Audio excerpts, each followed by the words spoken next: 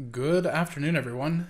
This is Henry, and as we get into tonight's review, I wanted to start with, at least a big picture idea, because when I look at today's action, which the return to the markets after the 3-day weekend that is, revolving around Easter and Good Friday, is usually slated as being one of the worst return from holiday sessions, which is just to say after that 3-day weekend, bears usually see a move in their favor.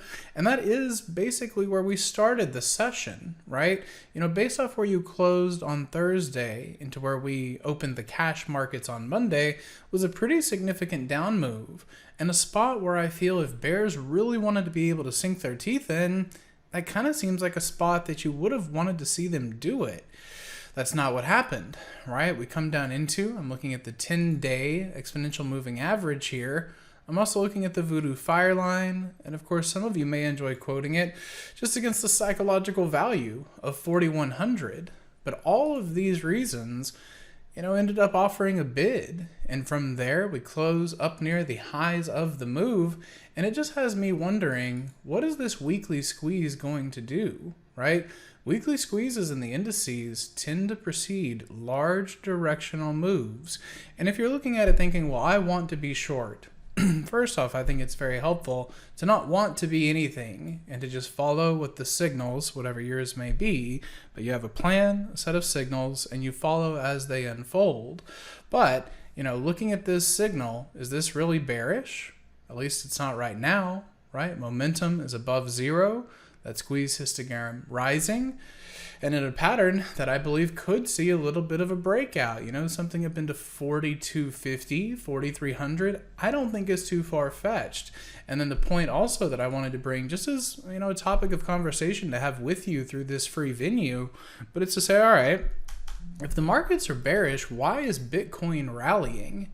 This is one of the most speculative spots that you could possibly be looking at in the markets. And Bitcoin had a banner day today. So this consolidation that saw you coiled right under the tree line has now been broken out. And I believe you're on a path in Bitcoin to 33,000, just a little bit above. And if that is to be seen as that risk on type measure, I'm just thinking it might give us a heads up on what that S&P weekly squeeze is getting ready to do. So, that's what I see as of now. If something drastically changes, of course, I'm always open to revising my thinking, but provided those patterns remain intact, provided the 10-year can continue to kind of stay down here in this range, I think that stocks have a fighting chance, and that's what I'll be using as the backdrop for my analysis going forward.